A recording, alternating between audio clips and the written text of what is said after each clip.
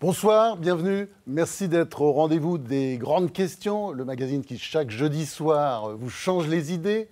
Ce soir, face à 3 invités, 3 agrégés de philosophie, que les télés du monde entier nous envient. On va essayer de répondre à cette question. La France est-elle en train de sortir de l'histoire?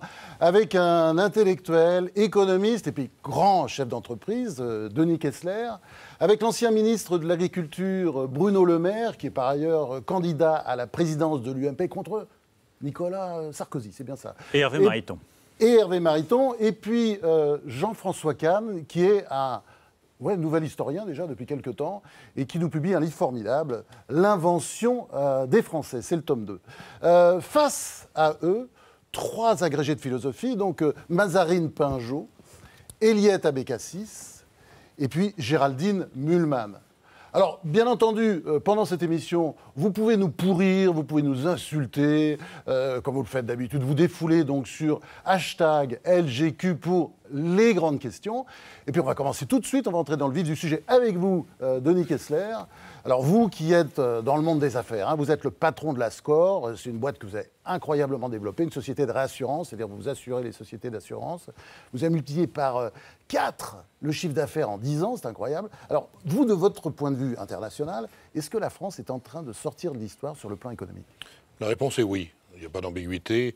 Quand on regarde tous les indicateurs, il y a un déclin de notre pays en tant que puissance économique. Alors c'est vrai en longue période, mais c'est vrai aussi, j'allais dire, sur les 2 derniers siècles, mais c'est incontestable depuis, je dirais, la période d'après-guerre.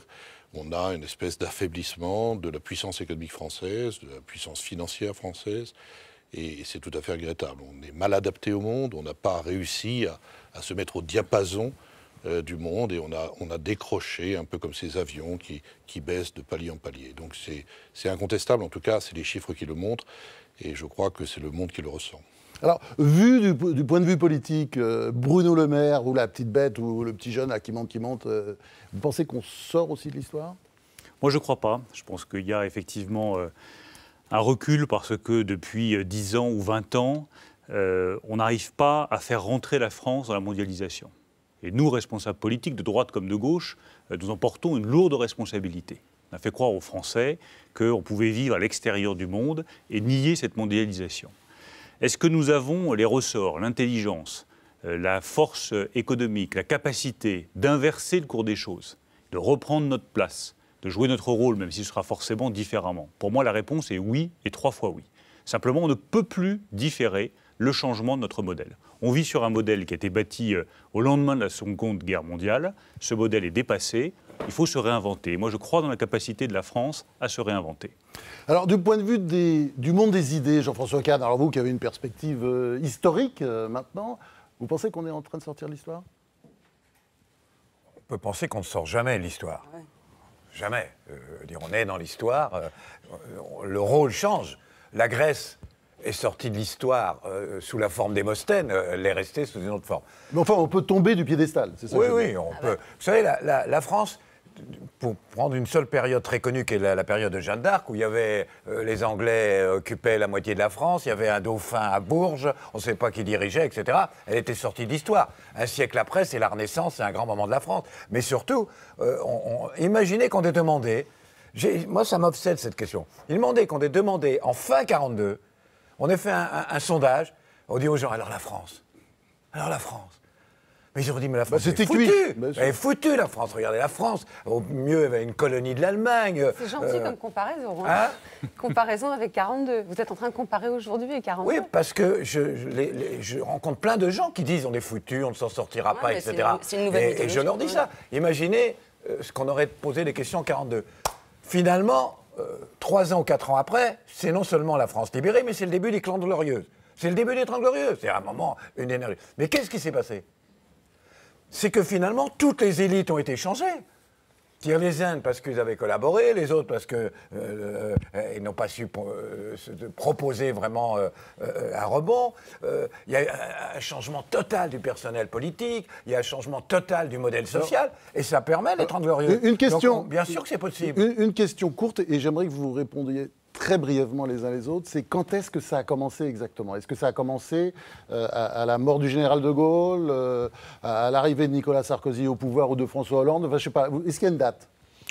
Le commencement de la déglingue. Pour moi, c'est à peu près... C'est 65 parce que c'est la fin du baby-boom. Et ça coïncide 3 ans avant 68, 5 ans avant la disparition du général de Gaulle.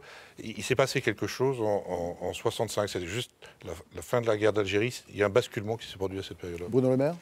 Pour moi, c'est la chute du mur de Berlin, la réunification allemande, la montée en puissance de l'Allemagne et l'incapacité de la France à tenir compte de cette redéfinition des puissances en Europe. Mais je le redis, je partage entièrement ce qui vient d'être dit par Jean-François Kahn. Moi, je crois qu'un nouvel âge d'or français est parfaitement possible. Jean-François Kahn? Si c'est le problème de la compétitivité, c'est il y a 11 ans oui. ou 12 ans, le décrochage. Les chiffres sont là. On le voit là, le début de la désindustrialisation.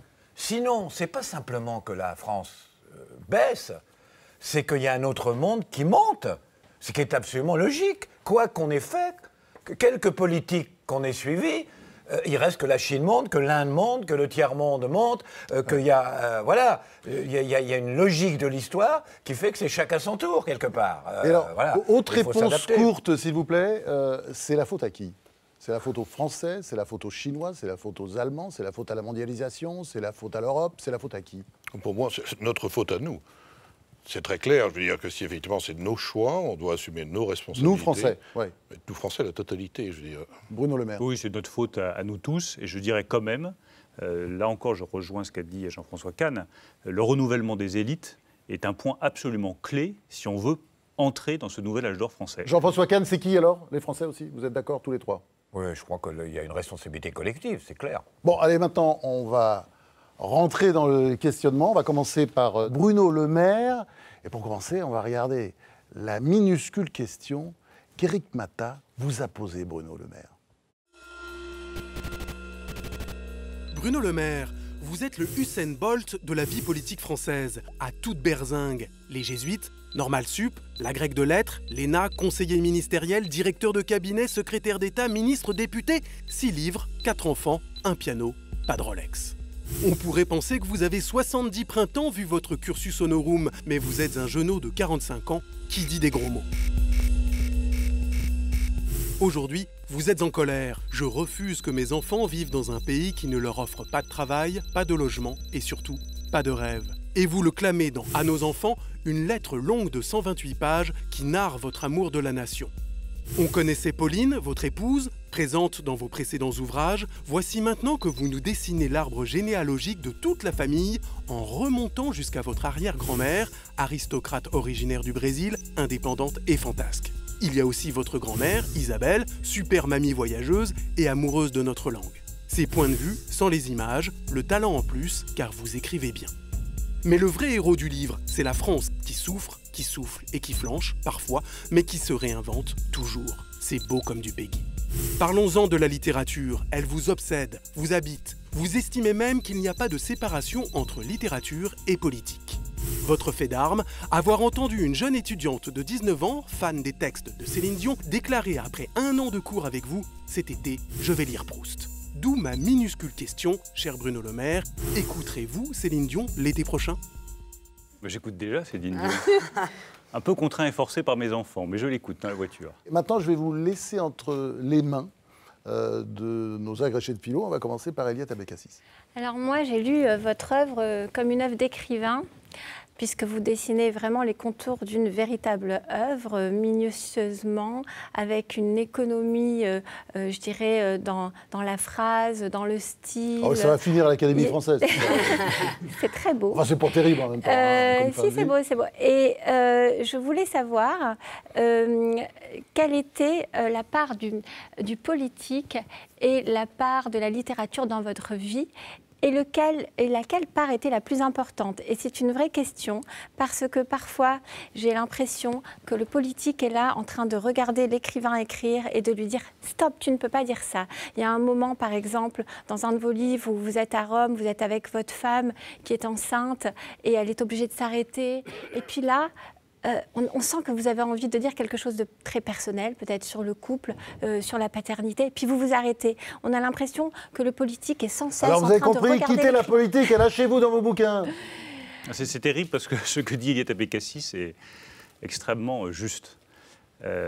D'abord, pour moi, la politique et la littérature s'en mêlent étroitement et je pense que ça fait partie de la culture française.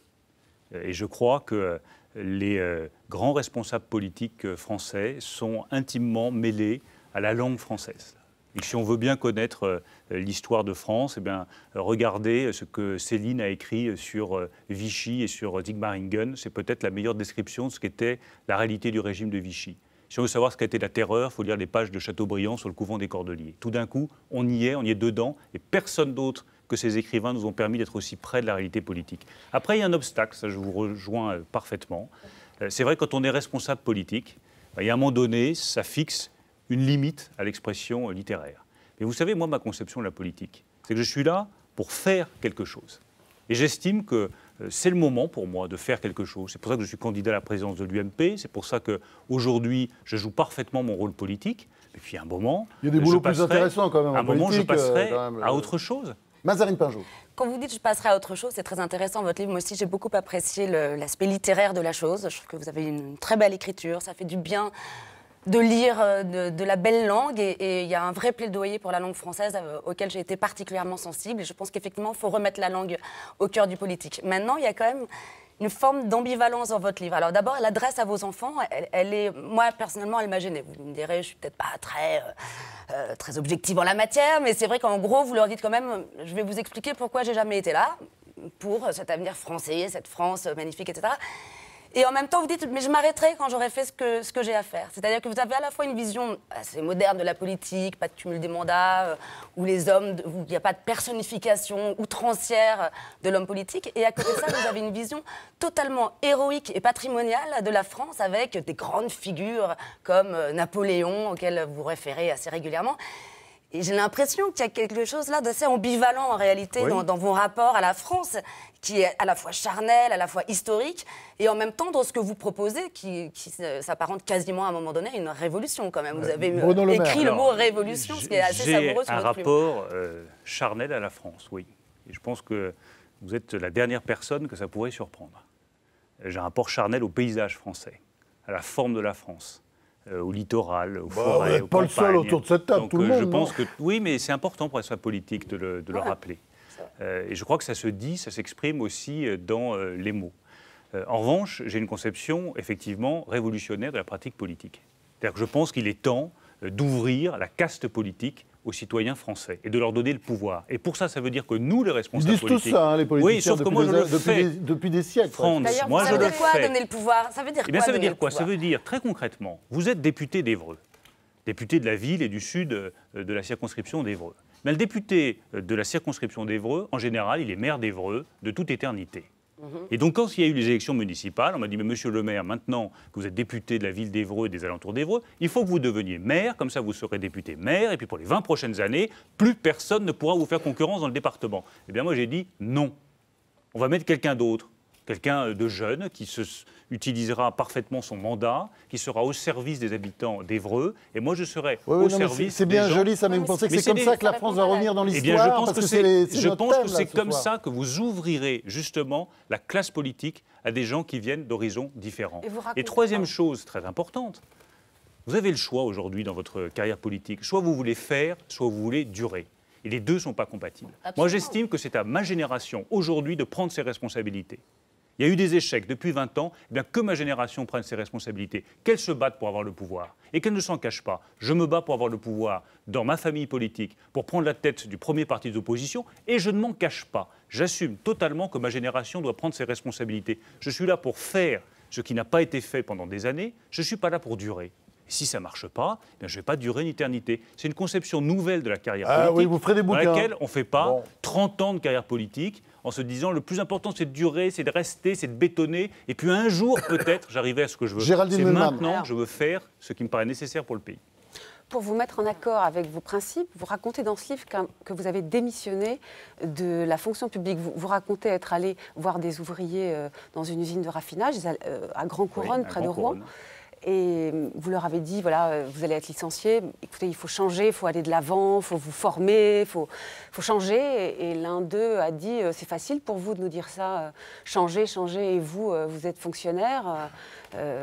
Est-ce que vous vous rendez compte de ce que ça veut dire? Et votre conclusion personnelle a été d'envoyer une lettre de démission à Laurent Fabius. Mais en fait, ça change quoi? Et puis en même temps, vous n'aviez pas à avoir honte d'être un haut fonctionnaire, vous étiez au Quai d'Orsay, n'est-ce pas? Exactement. Il y a en même temps quelque chose d'un peu facile dans le fait voilà, on se reproche.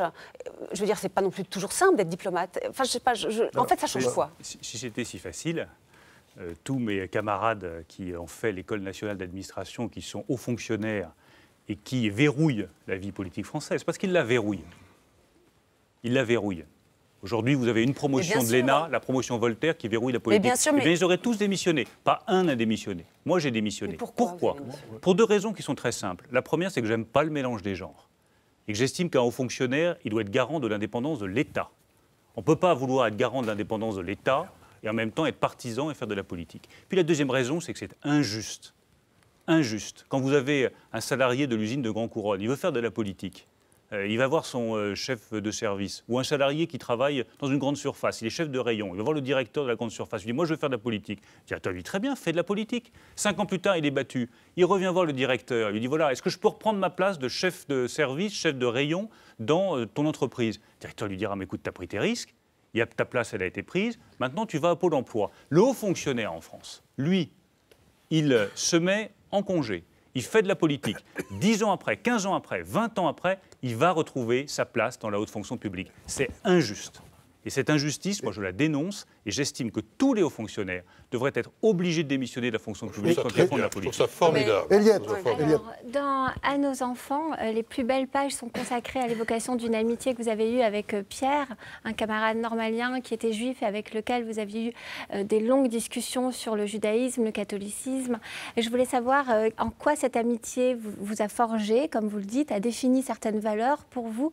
Quelles sont ces valeurs et quelle est l'importance du catholicisme dans votre vie? Pour moi, qui était élevé dans une éducation très catholique, dans un lycée jésuite, rencontrer une personne comme ça, qui avait une autre confession religieuse, qui était très attachée, c'était une vraie rencontre culturelle. Et un vrai choc culturel, je n'hésite pas à le dire. Et ça a été possible, cette rencontre, dans le respect mutuel, parce qu'il y avait le principe de laïcité. Et que par conséquent, on estimait qu'au-dessus de nos confessions, il y avait ce principe de laïcité. J'ai peur que 20 ans plus tard, le principe de laïcité, il a été tellement mis à mal, il est devenu tellement fragile, que ce genre de discussion devient compliqué en France. Et quand je vous dis que la défaite culturelle, elle est là, ça veut dire que ce recul du principe de laïcité rend ce genre de rencontre plus difficile. Après, c'est vrai que ma formation dans un lycée catholique, ça a beaucoup compté pour moi. Je vais être encore plus précis, c'est la formation jésuite. C'est-à-dire le respect, le doute aussi.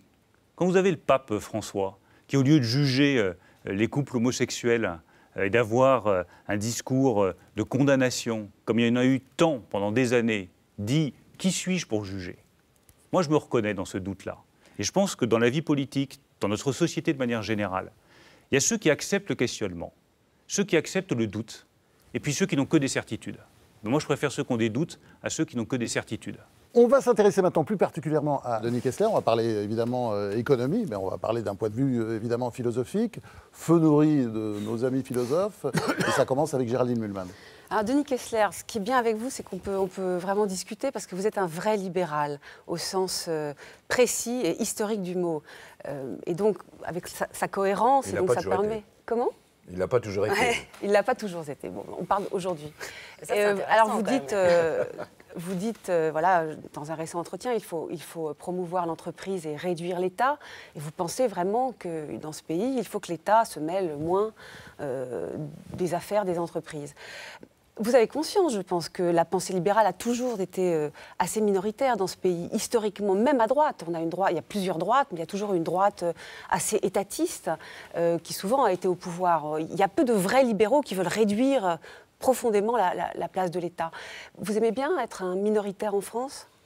Comme je n'aspire pas à exercer le pouvoir comme mon voisin de gauche, en ce qui me concerne, je veux dire, je défends mes propres idées et j'ai une vision du monde qui correspond à ce que je crois être la plus proche possible d'un monde caractérisé par la liberté. Je vais répondre très directement à votre question.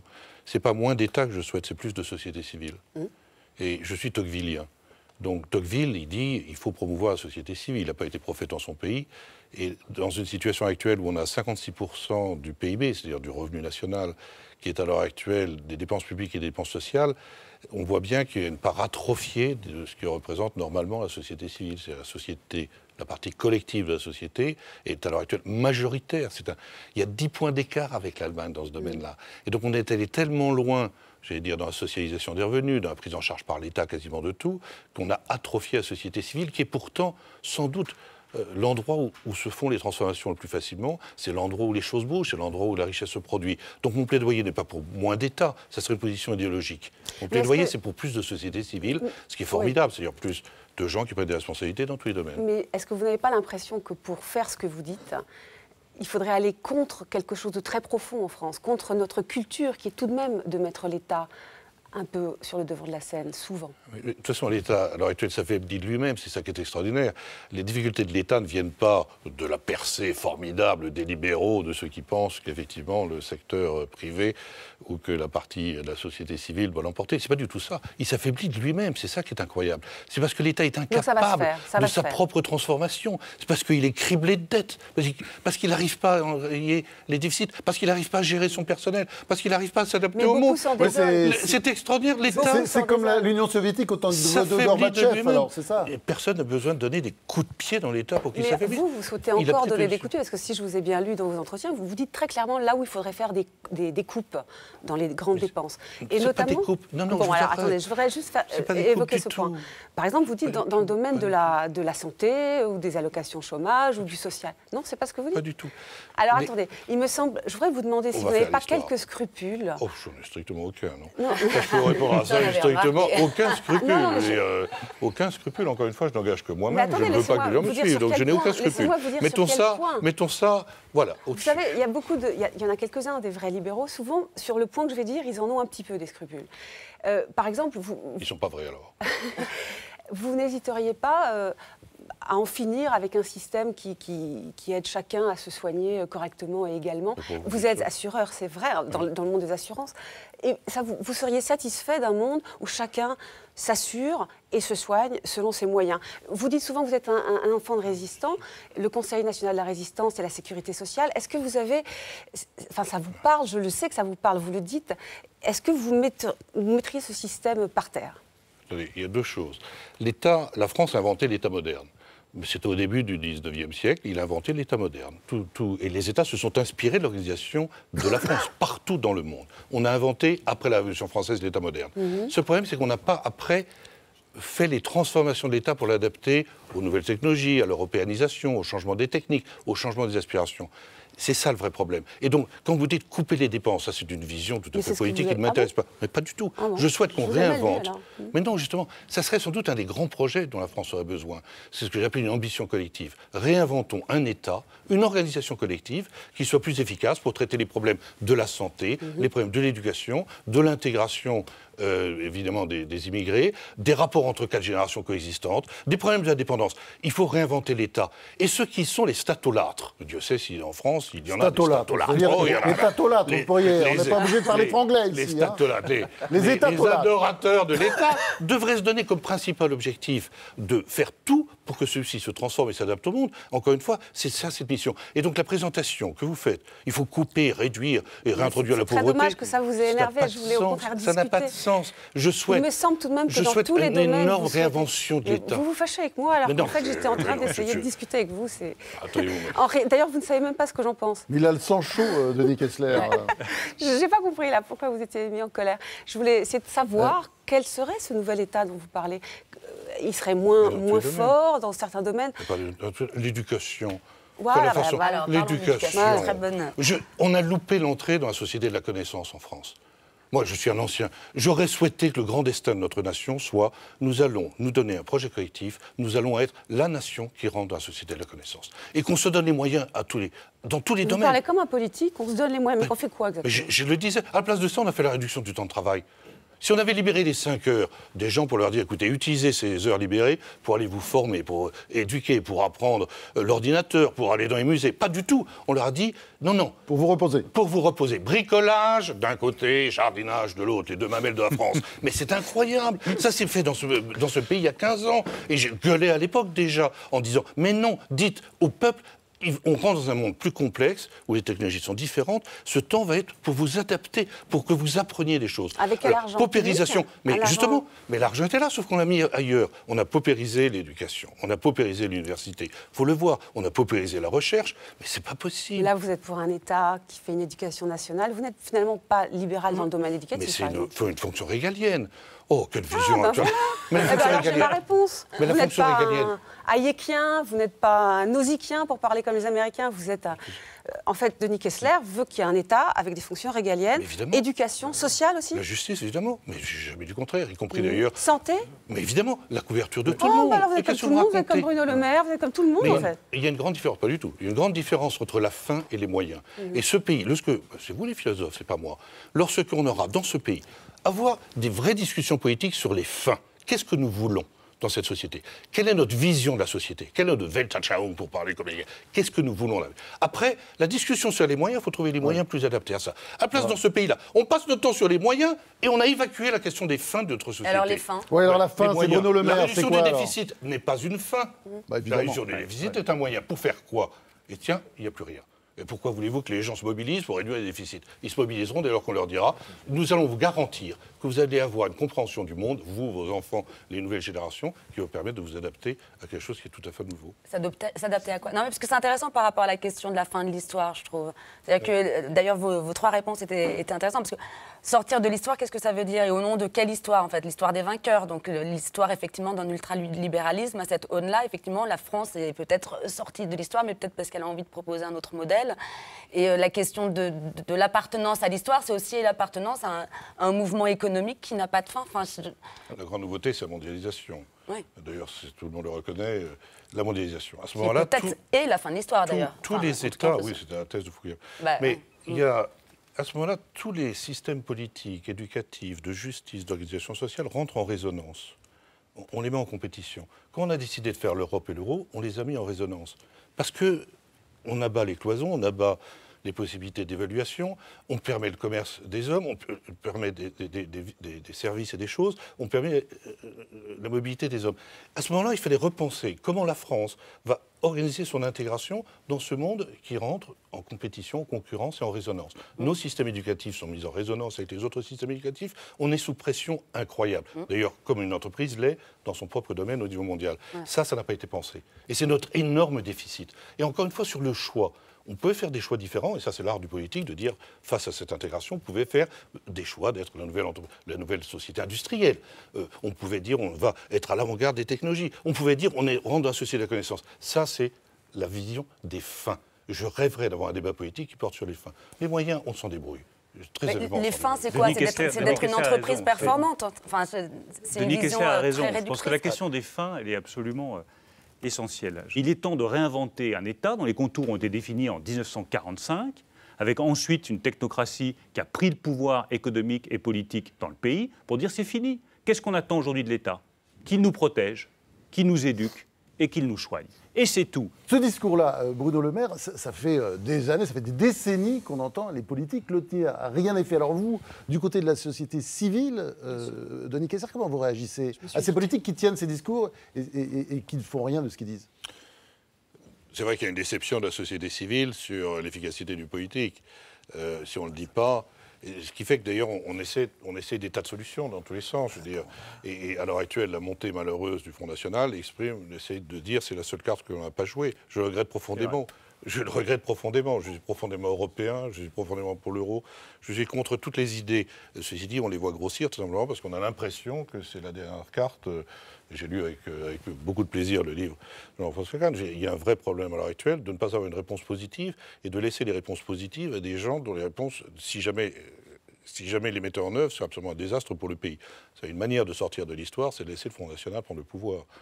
Et moi, en ce qui me concerne, c'est épouvantable. Pour ça, il faut un projet alternatif crédible, il faut un projet mobilisateur, c'est incroyable. Sur l'éducation, mais tout est à faire à l'heure actuelle. Les technologies ne sont pas utilisées dans l'éducation française. Je vous donne une idée, c'est stupide de mettre les conservatoires de musique d'un côté, c'est pareil l'éducation nationale. Il faut que les gens apprennent la musique exactement qu'ils apprenaient à l'époque la grammaire. Eh bien, réunissons... mais ça dépend de deux ministères. Ah, les deux ministères refusent que d'un côté... Alors, on sort de l'école pour aller faire des activités périscolaires et se balader à côté de la ville pour aller au conservatoire. Rénover tout ça. Ouvrons les boîtes. Ayons du courage, de l'ambition, je sais pas, de l'innovation formidable. Et c'est ça ce que j'attends du politique à l'heure actuelle. Renverser la table et élaborer quelque chose qui soit... C'est bien ce que je souhaite faire, Denis Kessler. Superbe. Eliette Abécassis. Alors, vous savez qu'il y a un mémoire de recherche qui vous a été consacré à la Sorbonne, qui s'appelle Denis Kessler, de la recherche au CNRS à la direction du MEDEF.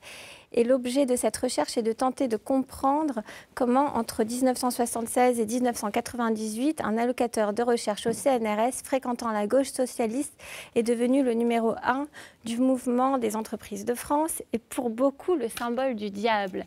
Et la conclusion de cette recherche, c'est d'expliquer que le système capitaliste vous a repéré en tant que brillant chercheur et potentiel contre-pouvoir et qu'il a décidé de vous aspirer pour ne pas vous avoir contre lui.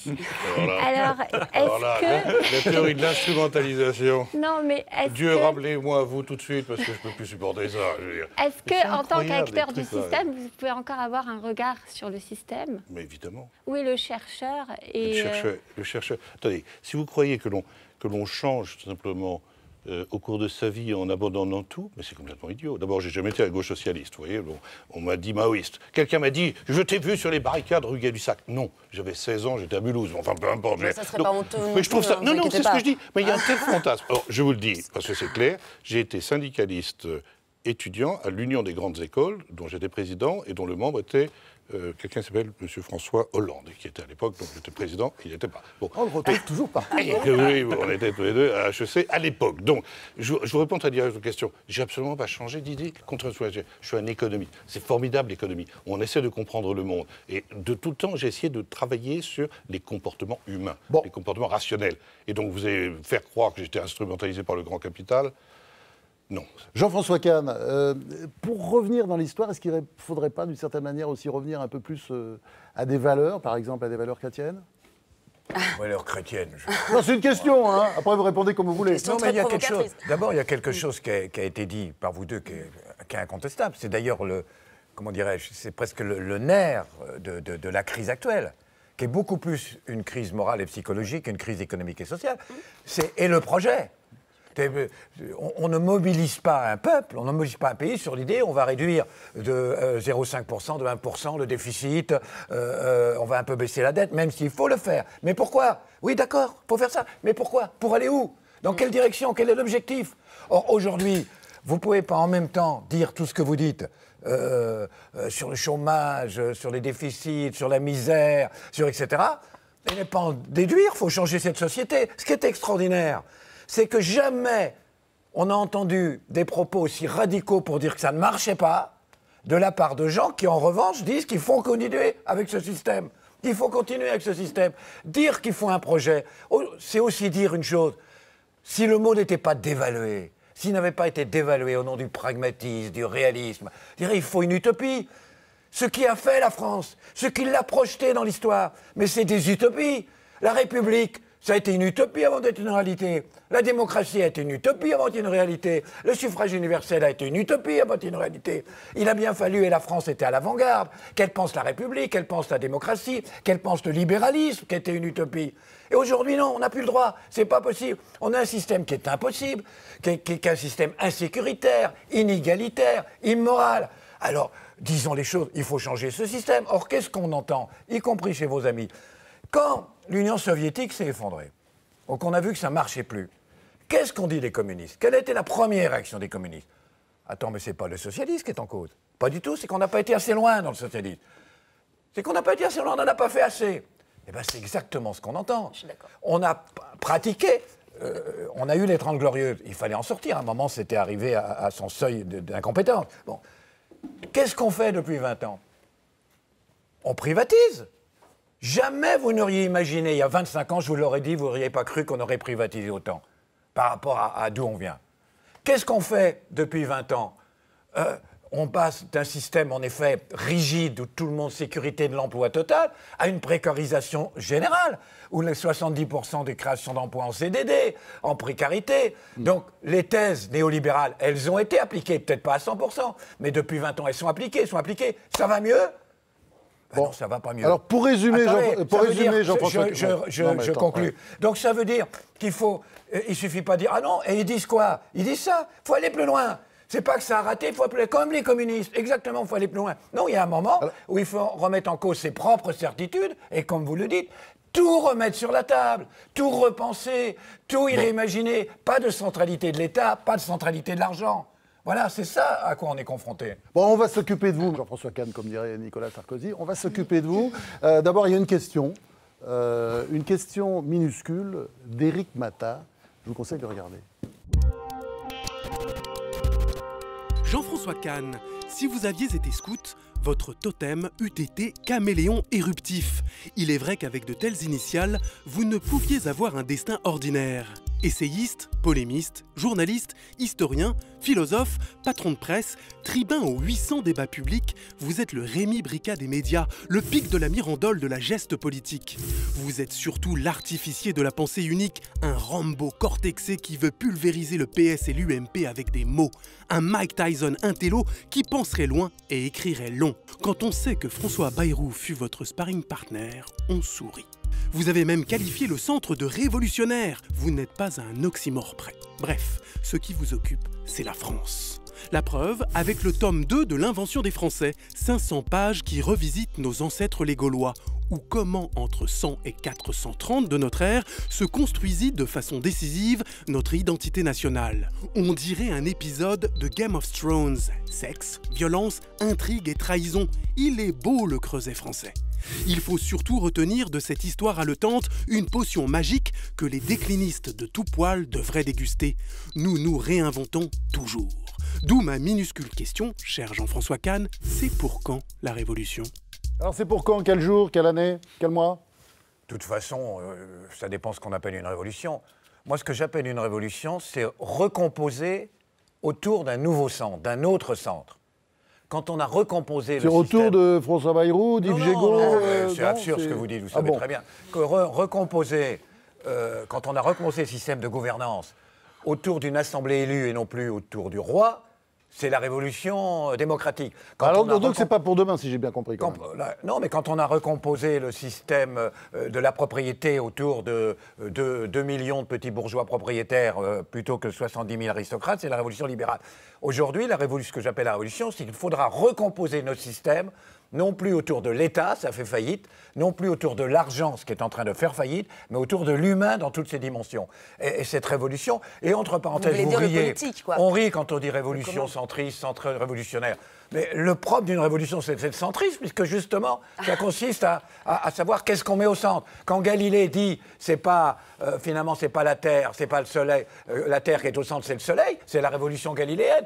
Dire qu'il faut mettre l'humain au centre et refuser la centralité de l'État et la centralité de l'argent, c'est profondément une révolution centriste. Et on la fera, parce qu'il n'y a pas d'autre possibilité.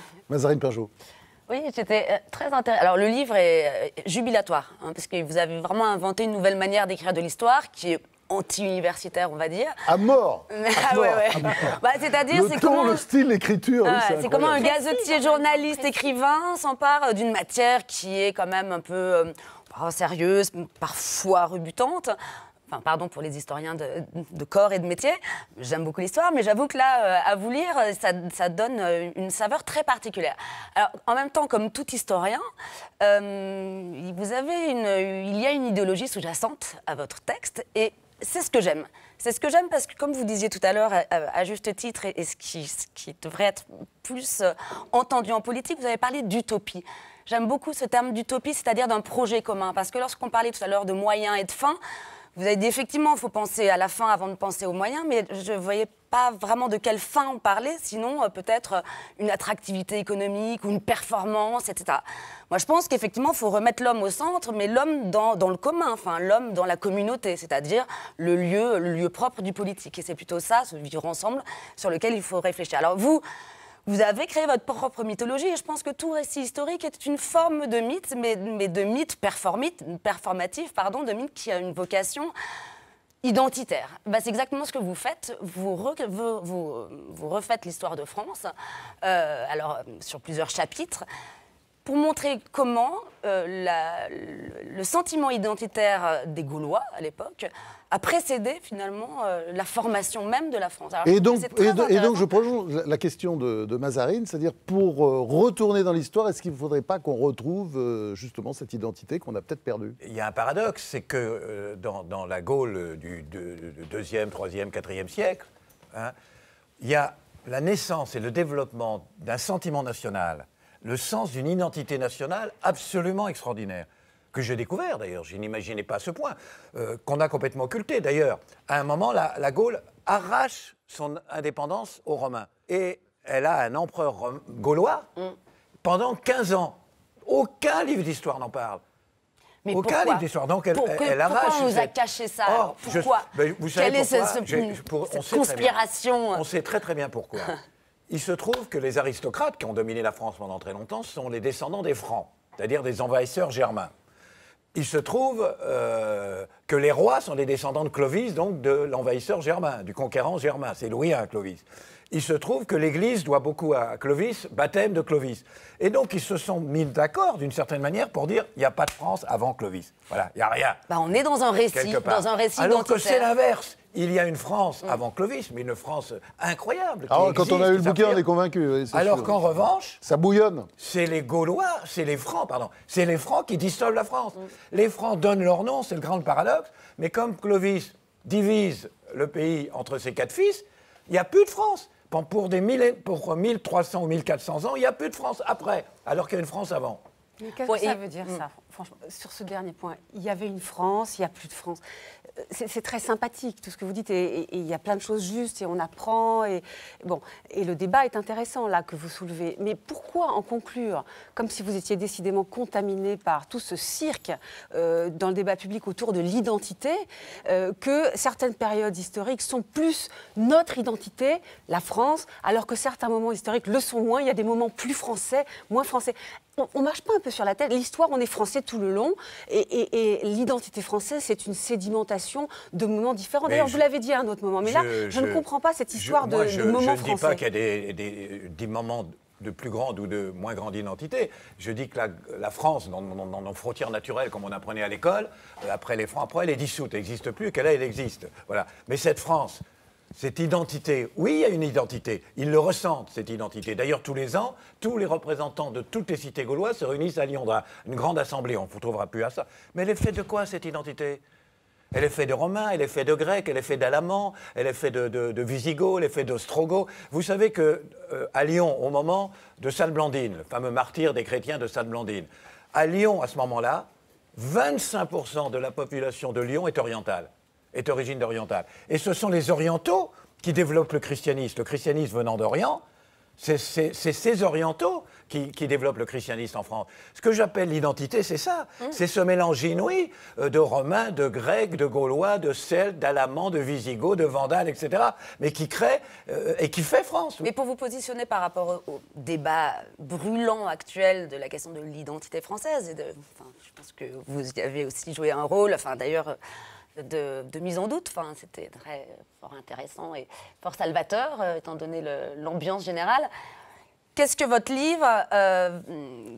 comment il positionne justement la question de l'identité? Est-ce que ce n'est pas justement celle de retrouver un récit commun, de retrouver un récit commun? Une mythologie. Avec moi, ce qui me frappe, c'est que... Oui, une mythologie, mais je pense que sur l'identité, ce qui me frappe, et qu'il y a une réponse à ça... Elle est signifiante. C'est qu'il y a par exemple un endroit où on n'a jamais vu de Gaulois. C'est-à-dire, le Gaulois, c'est-à-dire les Celtes. Ils ne sont jamais arrivés jusque-là. Jamais. C'est des Ligures, c'est la région marseillaise. Jamais. Eh bien, au IIIe siècle, ils se considèrent comme Gaulois. Alors que ce n'est pas une définition racialiste, puisqu'ils viennent des Grecs, en vérité. Leur origine, aux Ligures, est grecque. Mais il y a quelque chose d'infini, d'invisible, qui s'est aggloméré peu à peu, qui a une culture, qui a une langue, qui a une synthèse entre la Galité et la langue romaine. Et voilà. Et, et qui aujourd'hui... On est gaulois. C'est ça. En donner en effet une définition ethniciste, c'est ça le danger. Mais en donner une définition culturelle, c'est la culture qui fait en vérité la nation et l'identité. Eliette Abécassis. Et dans ce que vous appelez la tragédie française, vous montrez que le christianisme a été un ravage pour la pensée, puisque vous expliquez que toute la philosophie grecque a été effacée par les moines copistes et que le christianisme, finalement, a mis de côté toute cette culture celte, gauloise, romaine, pour s'imposer, en fait. Vous racontez la guerre entre les polythéismes, d'ailleurs, et le monothéisme. Ouais. C'est pas Constantin, mais quand l'empereur Théodose décide que le catholicisme sera la religion unique, c'est-à-dire idéologie unique d'État. Oui. Idéologie unique d'État. Et si vous ne sacrifiez pas cette idéologie, vous êtes absolument réprimé de façon implacable. Il y a eu un apport, il ne faut pas exagérer, il y a un apport social, il y a un apport humain. Mais c'est vrai que ça va provoquer une régression de 1000 ans. C'est-à-dire, c'est le monolithisme qui monothéisme. Ouais. Parce que ce qu'il faut bien comprendre, c'est très important, c'est que ce n'est pas le passage d'une religion à une autre. Le polythéisme romain n'est pas une religion. Est-ce que vous croyez qu'ils y croyaient ? Vous croyez que les Romains, le plus petit fonctionnaire, l'élite romaine, mais ils ne croyaient. Vous croyez qu'ils croyaient. Mais non, vous croyez qu'ils croyaient que Jupiter, il trompe sa femme, Junon est cocu, puis après il voit une fille sur Terre, elle lui tape dans l'œil, il se déguise en machin pour se la taper. Vous croyez qu'ils croient en ça, ils croient que. Et en plus, la preuve. C'est des bonnes histoires quand même. La preuve implacable qu'ils n'y croyaient pas, c'est que quand Virgile raconte l'Énéide, il continue l'histoire des dieux. Et Homère lui-même avait continué l'histoire des dieux. Comment pouvez-vous croire à des dieux que n'importe quel écrivain, dont n'importe quel écrivain peut continuer l'histoire? Ils savent très bien que s'ils l'imaginent. Donc ils n'y croient pas. C'est comment dirais-je? C'est une sorte de... C'est une façon de se fédérer culturellement. C'est un fédérant culturel, ce n'est que ça. Alors que le passage au christianisme, c'est le passage à une religion. Tout à coup. C'est pas d'une religion à une autre, une religion, avec un Dieu, une vérité, un livre. Toutes les religions ont leur place à Rome. Tous les dieux ont leur place, ont leur prêtre, ont leur temple, etc. Toutes, il n'y a aucun problème. Et tout à coup, vous avez une religion qui dit, ah non, c'est la seule, c'est la vérité. Et évidemment, tous les courants dont vous dites, tous les courants philosophiques qui ont fait la grandeur du monde romain, ils n'existent plus pendant 1000 ans. Ils n'existent plus. Les œuvres de Démocrite, disparu, brûlé. Les œuvres d'Épicure, disparu, brûlé. Tout, c'est terrible. C'est incontestablement, sur le plan philosophique et politique, c'est absolument terrifiant. Et scientifique aussi, puisque les Grecs étaient des grands scientifiques. Oui, sur le plan scientifique aussi, il y a une régression. Bon, c'est bien d'avoir un nouveau grand historien sur ce plateau, Bruno Le Maire, parce que finalement, ça remet les choses un peu à leur place. C'est-à-dire, c'est la théorie de l'éternel retour. Hein. Il y a eu des hauts, des bas. Voilà, la France est dans un bas, mais enfin, c'est pas si grave, elle peut remonter. Ah, mais c'est ce que je crois profondément. Je vous le redis, moi, je crois qu'il est possible d'avoir un nouvel âge d'or français. Simplement, cette reconstruction, elle se fera par notre culture et elle se refera par notre économie. Parce qu'il faut bien manger à sa faim. Et qu'aujourd'hui, vous avez des millions de personnes en France qui n'arrivent pas à vivre correctement, tout simplement parce que le modèle économique sur lequel on vit est totalement dépassé. Les deux vont étroitement ensemble. Si on retrouve notre puissance économique, notre capacité à investir dans le monde, ce que j'ai vu avec les agriculteurs, moi les paysans, ils m'ont appris énormément sur la qualité de leurs produits, sur la capacité à évoluer. Regardez le Languedoc-Roussillon, région viticole complètement sinistrée il y a quelques années. Ben, tout d'un coup, ils font de l'arrachage de vignes, ils montent en gamme, ils font d'excellents vins, ils exportent. Et toute la région retrouve, en 10 ans, ouais, elle retrouve sa qualité viticole et sa richesse viticole. Ben, c'est bien la preuve, par l'exemple, qu'on peut réussir quand on se donne les moyens. Et à partir de là, c'est chaque Français qui retrouve confiance en lui-même. Moi, je ne crois pas aux sauveurs politiques. Est-ce qu'il faut pour ça, justement, un homme providentiel? Non, je ne crois ni à l'homme providentiel, il y a eu l'exemple de De Gaulle, quand même. De Gaulle, il a retourné sur... Mais c'était une autre époque, je n'y crois absolument pas. Je pense à un homme politique qui, comme le dit très bien Denis Kessler, dit « voilà ce qu'on va trouver de l'autre côté de la montagne. Voilà où on peut aller ensemble. Voilà ce que moi, je peux vous proposer. Mais c'est vous qui allez le faire. C'est vous, les Français, qui êtes responsables. Arrêtons de mettre sans cesse les Français sous la tutelle de la puissance publique en disant « Attendez, moi je suis responsable politique, je vais tout faire à votre place. Je vais prendre une loi, je vais faire un décret, je vais faire un référendum, je vais faire ceci, je vais faire cela. Tout va être réglé dans notre pays. Rien ne sera réglé.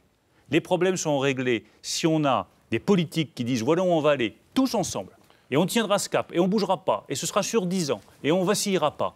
Et vous, les Français, on vous donnera la liberté pour le faire. Tous ensemble. Voilà où il faut aller tous ensemble. C'est simple et vrai. C'est-à-dire qu'il faut savoir où on va. Tous ensemble, c'est pas possible, mais le plus de gens possible ensemble. Mais travailler ensemble, est-ce que ça veut dire... Attendez, est-ce que ça veut dire, normalement, si vous êtes logique, qu'il faut complètement dépasser et transcender les clivages politiques tels qu'ils existent aujourd'hui? Ça, je crois que ce sera difficile. Alors qu'est-ce que ça veut dire tous ensemble? Ça veut dire, excusez-moi, ça veut dire quoi tous ensemble? Si c'est que la droite ou que la gauche? Tous ensemble, ça veut dire sur la base de projets qui soient clairs, dire voilà où nous allons aller. Je reprends mon exemple des viticulteurs. Tous ensemble, ça veut dire quoi? C'est-à-dire que le vigneron s'en sort pas tout seul. Le type qui commercialise les vins s'en sort pas tout seul. Celui qui est le responsable de la coopérative dans le Languedoc-Roussillon s'en sort pas tout seul. Mais quand tout le monde travaille ensemble, avec un cap qui est fixé, qui est de dire on va monter en gamme nos vins, on va faire des vins de qualité et on va les exporter, et on est tous d'accord pour suivre ce cap-là, là ça marche. Mais ce à quoi je ne crois plus du tout, Jean-François Kahn, et je pense qu'on pourra se rejoindre, c'est le grand chef politique qui fait les choses à la place des Français. Je crois aux responsables politiques qui fixent le cap, qui disent « moi je vais vous emmener là, et je tiendrai parole, et je ne vous mens pas, et je ne vous raconte pas des sornettes, et je tiens mes promesses ». Et vous allez avoir, chaque Français, que vous soyez chef de service dans un hôpital, que vous soyez chef d'établissement scolaire, que vous soyez viticulteur, que vous soyez directeur d'une PME, que vous soyez commerçant, que vous soyez artisan, vous aurez la liberté. Vous ne croyez vraiment pas en Nicolas Sarkozy, quoi? Si je croyais à autre chose qu'à ma candidature à la présidence de l'UMP, je laisserais la place à quelqu'un d'autre. Il vaut mieux croire dans son projet politique si on veut le porter jusqu'au bout. Denis Kessler, qu'est-ce que vous pensez de tout ça, vous? Quand Bruno Le Maire parle du vin, je bois du petit lait. J'écoute avec beaucoup d'attention parce qu'il y a des parallèles à faire, ça n'a rien à voir, mais entre une entreprise en difficulté et un pays en difficulté. Tout le monde va dire, oui, je sais que c'est différent. Mais en même temps, quand vous avez un pays en difficulté, il faut qu'il y ait trois choses réunies. Il faut une vision, le premier V, et il faut prendre du temps pour l'élaborer. Ce n'est pas des slogans. C'est une vision, c'est beaucoup plus fort que ça. C'est écrire une page de l'histoire. Donc il faut comprendre d'où on vient, où on est. Un peu comme quand je lisais Tintin, on veut savoir ce qui va se passer, on a envie de tourner la page, on a envie d'attendre. Il faut une vision absolument mobilisatrice. Et là, pour le moment, grosso modo, on zéro. 2, il faut des valeurs, je suis désolé, parce que vision sans valeur, ça ne sert à rien. Et ça, il faut des valeurs au faire. Parce que le peuple, à l'heure actuelle, commence à questionner... Donc attention, les valeurs doivent être là aussi précisées. Vous voulez dire, vous parlez du Front National, vous parlez Les valeurs doivent être précisées, assumées et respectées. Et ça suffit pas. La rentabilité n'est pas une valeur en soi suffisante. Il y a un troisième V, c'est la volonté. Et si vous n'avez pas les trois réunis, ça ne sert à rien. C'est-à-dire une vision sans les deux autres, ça ne sert à rien. Des valeurs sans la volonté, ça ne sert à rien. Et la volonté, qui peut être de temps en temps de l'excitation et de la gesticulation sans la valeur et la vision, c'est absolument ridicule. Et donc, c'est ça ce qu'il faut réunir. Et il y a gros boulot, parce que les trois sujets, nous sommes déficients. Nous sommes déficients dans la vision, nous sommes déficients dans les valeurs, nous sommes déficients dans la volonté. Voilà le boulot qui nous attend. Et voilà le boulot. Et bonne chance à tous ceux qui aspirent le pouvoir. Mais je dis ça sérieusement, parce que je pense que le moment est venu. Si on veut éviter ce qui risque de se passer dans quelques années, une espèce de décadence de la société, une déchéance de la société. Le déclin, il est là, il faut échapper à la déchéance. La déchéance, c'est le pire terme en français. Vous avez déclin, décadence, déchéance. La déchéance, c'est insupportable. On n'a pas fait tout ça dans l'histoire. Il y a en France pour se retrouver déchu. Je ne suis pas d'accord avec... Arrêtez quand même avec cette obsession du mot déclin, de cette obsession du mot déchéance. Mythologie apocalyptique. Il faut aimer son pays aussi. Excusez-moi, vous voulez des valeurs? Alors il faut aimer son pays aussi. Il faut avoir confiance en son pays. Il faut sentir ce qu'il y a dans ce pays aujourd'hui, derrière en effet ce qui ne marche pas, et quelque chose de formidable qui se passe partout et qui marche, et des gens qui se tuent au travail, et des gens qui inventent, et des choses qui se passent, et qui fait qu'on va avoir un rebond absolument extraordinaire. Avec vous, sans vous, mais il va y avoir, j'en suis certain. Je suis plus artisan du rebond à l'heure actuelle que l'artisan du déclin. Voilà, écoutez, on va passer maintenant à un rituel.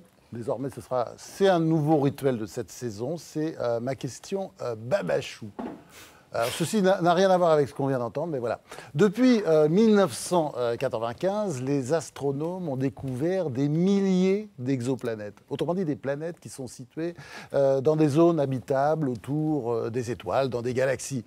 Dans des zones qui ne sont ni trop chaudes, ni trop froides, avec de l'eau à disposition. Il y en aurait 100 milliards, comme ça, des planètes, des exoplanètes dans la Voie lactée. Alors ma question est toute simple. Est-ce qu'un jour, on on ira visiter ces exoplanètes, est-ce qu'on trouvera des humains et non pas des calamars géants, des maxi-guêpes ou, je sais pas, ou des vipères à poils longs agrégés de philosophie? Il vaudrait mieux pour nos belles religions, sinon elles risquent de prendre un sacré coup. Je vous laisse réfléchir là-dessus jusqu'à la semaine prochaine. On se retrouvera avec Alain Juppé et Boris Cyrulnik. Je rappelle les titres de vos livres. Pas vous, Denis Kessler, parce que pour l'instant, vous vous contentez d'acheter des maisons d'édition, dont les presses universitaires de France. Mais on attend vos livres. Je suis sûr qu'il y en aura un jour. Bon, j'ai sorti des livres. Oui, bien sûr. Il y en aura à venir, certainement. Bruno Le Maire, à nos enfants, c'est vraiment... le politique le plus littéraire, c'est incroyable. Là, vous êtes en train de construire une œuvre comme ça, un petit peu à côté, c'est très bien. À nos enfants, aux éditions Gallimard. Et puis ce livre qui nous a tous emballés, je veux dire ici, La tragédie de l'Occident, c'est le 2e tome de l'invention des Français, de Jean-François Kahn, parce que c'est vraiment l'histoire de France, le récit de la Gaule, de notre passé, et c'est raconté comme une histoire. Voilà, merci, cette émission est terminée. On se retrouve la semaine prochaine, même jour, même heure, pour une nouvelle édition des grandes questions, chaque jeudi à 21h40 sur France 5. N'oubliez pas, à la semaine prochaine avec notamment Alain Juppé.